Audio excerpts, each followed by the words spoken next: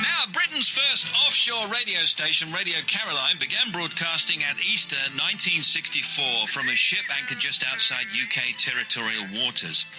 She was followed by a host of other marine-based stations. Their DJ style and choice of latest pop tunes quickly won them an enthusiastic audience. And then, once it had become popular, they were everywhere. The government got wind of it. The BBC didn't particularly like it, and for some odd reason, the pirate radio stations were shut down. Now, among the early pirates were broadcasters Tony Blackburn, Johnnie Walker, and Stevie Merrick. Stevie's on the phone. Tony and Johnnie are here in the studio. Big them up, please. Thank you very much. Thank you. Wow. Look, it's a proper gaggle of DJs. Oh, fantastic. Now, listen, when did you first find yourself on a pirate ship, Tony? The first station you worked for was Radio Caroline. Radio Caroline South, yeah, and I was on July the 25th, 1964. It opened up on March the 15th, I think I'm right in saying, so I joined about 2 or 3 months after it started. And what were the circumstances in which you became a pirate radio DJ? Well, I read an advertisement in the New Musical Express wanting disc jockeys for Radio Caroline, and I applied. I hadn't heard the station before because I lived in Bournemouth. We didn't get anything down there, to be honest with you. But I'd heard about it. I thought this would be great fun. I wanted to go into disc jockeying, and so I applied for the job, went to Caroline House, and I got the job that afternoon. And they said, when can you start? And this was on the Monday, and they said, would you like to start on the Tuesday? And I started on the Wednesday. This may seem like a silly question, especially to you. You could never ask a silly question. I know that. Thanks. That's all right. Did you know what a DJ was? Well, I'd heard Pete Murray and Alan So Freeman. you didn't? No, no idea.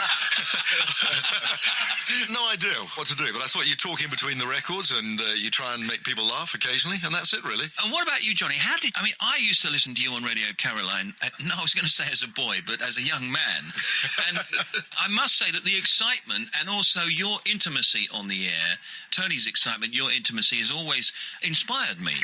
How did you get involved in radio in the first place? Well, I was working as a car salesman in Birmingham, and then I started doing discos in the evening, and that kind of snowballed.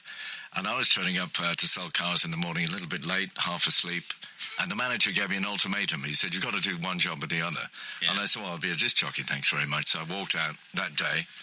Next day, there was an article in the Daily Mirror about a new pirate station. Caroline was on the air. There was a new one coming over to be run by Americans called Swinging Radio England. So I rung up the Daily Mirror, called them up. Well, they said, send us a tape. Well, I was out of work now, so I made a tape up, got on the train, took it to London, and they gave me a job. So I started in October 1965. How did you know you could do it? I didn't. I hadn't got a clue. We're all still not quite sure. That was the thing. None of us knew what a DJ was. This is a new style of radio that had been going for years in America, but nobody had heard it in this country. You know, we had people like Alan Freeman, like Pete Murray, like Brian Matthew, working from a script. Yeah. Other engineers playing in all the music. So suddenly we had this new form of radio where the DJ operated his own controls, played the records in, played the jingles in, completely ad-lib. It was the beginning of personality radio. So in essence, did you make it up as you went along? Well, on Radio England, it was all these American guys. It was called Boss Radio. You had to have a fixed smile on your face all the time. Keep saying, swinging Radio England, this is Boss Radio. Do you know the first person who operated his own records, though, was, in fact, Dave Lee Travis on Radio Caroline. And we all used to put our records on for one another. I don't know if you did that, Johnny. No. Sure. You didn't in those... A lot of male bonding then. This was before... my records. This was before, I think, you were actually on the air as well. Dave and I were out on Caroline South, and he said, well, why don't we put our own records on? And I thought it was quite a good idea, and he did it, and we all followed from there. Let's just listen to an example of some pirate radio. This is from Radio London and Radio Caroline, and you two are both featured. And in a moment, we'll talk to Stevie Merrick. We'll be right back.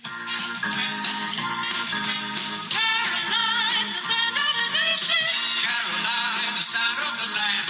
Caroline, the sound of the nation. Caroline.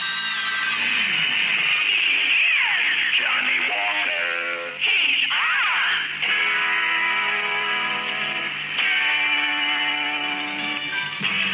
Well, head bouncing now on Swinging Radio England, the Johnnie Walker all-night fiasco. We're going to Seoul at 2 o'clock just for a little experiment sort of thing.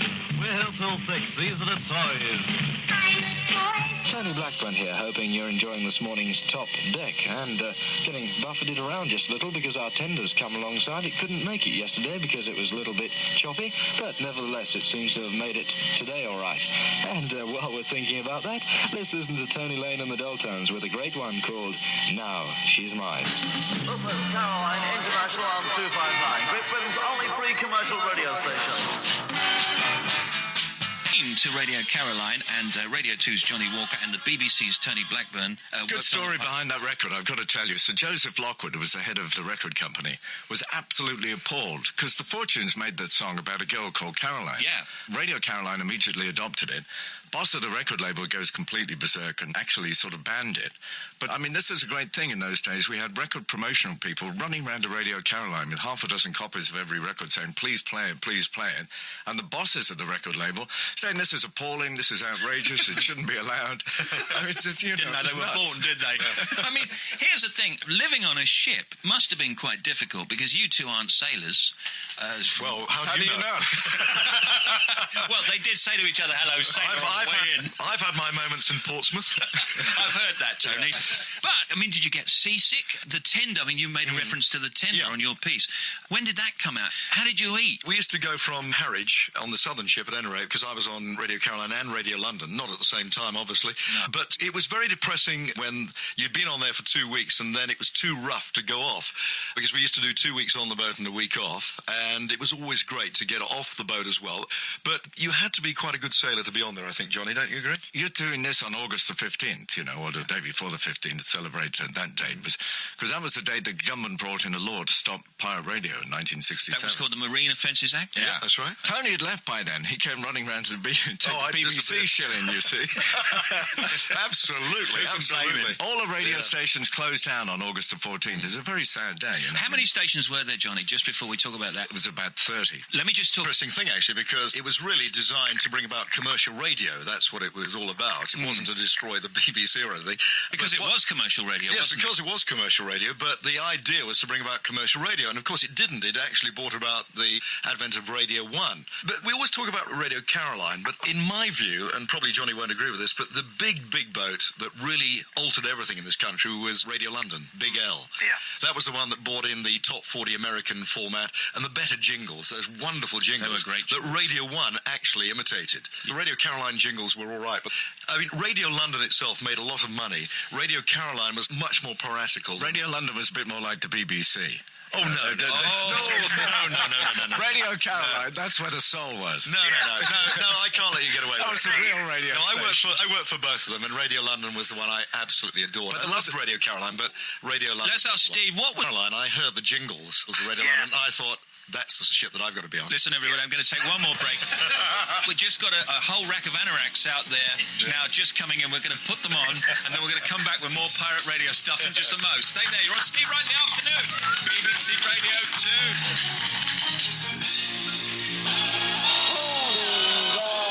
Remember this golden classic. Here we are, 1966, Betty Everett.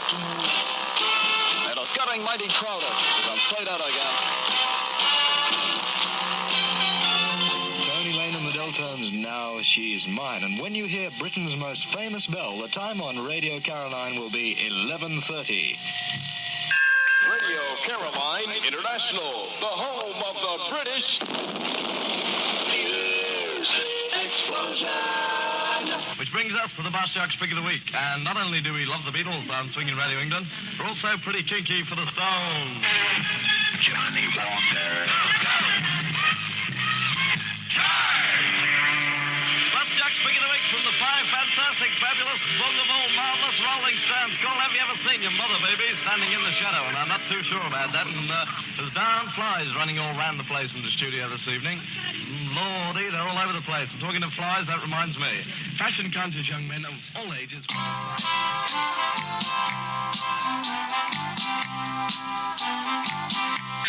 Well, now, here's the thing, Johnny. You were referring to the Marine Offences Act, and I remember you, Johnnie Walker. I used to be a listener to your late-night programme. We used to say goodnight to the girls and everything, and flashing in the car and all that kind of stuff. I beg your pardon?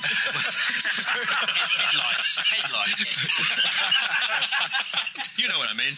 But I remember you saying, and I'm not trying to trip you up, you said something along the lines of, I will never work for the BBC, or don't listen to the BBC, or something like that. And, of course, everybody eventually ends up working for the BBC. And you did that thing, didn't you? Anti-government thing, that big campaign that you did on Radio Caroline. Suddenly, you know, instead of having a supply boat every day, we're getting it about every week, every couple of weeks. We had a really tough winter. When we did get newspapers, they were full of Tony Blackburn's mug. When Radio 1 opened. It's distressing. It was. I didn't realise you had this. So we really felt that we were sort of out on our own. It was a very tough time after the law. I didn't realise you had this gigantic chip on your shoulder about me, Johnny. All these years. We all have. You like me. Tony, we all have. Oh, thank you, Steve. But there was a lovely quote there was a control of radios 1 and 2 back then. Douglas Muggeridge, his famous phrase was, "I think the BBC completely underestimated the impact of the Beatles." And it was the most wonderful understatement of all time. So the government said to the BBC, we're going to put the pirate radio stations off the air. They knew there'd be an outcry from teenagers and, well, people of all ages all over the UK. So they told the BBC, do Radio 1. So suddenly Auntie raises her skirts, puts a miniskirt on, and tries to do what the pirate stations did. But in the beginning, never did it very well, it has to be said. So you thought you'd Thanks a come lot. along... I did the first show. It wasn't the same. It couldn't have been the same. But I've got to say, I quite agree with what you said there. I think the tragedy of it was that those of us who were out there on the pirate ships, it was there for a purpose of bringing commercial radio. And the fact it brought in Radio 1, I thought BBC did benefit from that much more. And we would have probably at the time preferred commercial radio to have come in because that's what it was all about. However, that was I mean, the point we were making. Yeah, the truth of it is though, Tony, that Radio 1 and 2 evolved beyond, I suppose, what the pirates would have been, and certainly, in my view, perhaps even better than commercial radio. Ah, well. Yes, well, I mean, the good thing about it all is that at the end of the day, everybody's a winner, really. At the end of the day, commercial radio and you've got the BBC. We've got Radio 2. Yes. That's what matters. And thank goodness for it, we say, don't we, Johnny? Absolutely. I've never been invited into the party. You can find out more about the history of pirate radio and Caroline's 40th anniversary celebrations at www.offshoreradio.co.uk.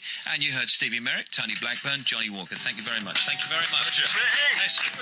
Love you all in a special, special human way. Love you more. Oh, love you.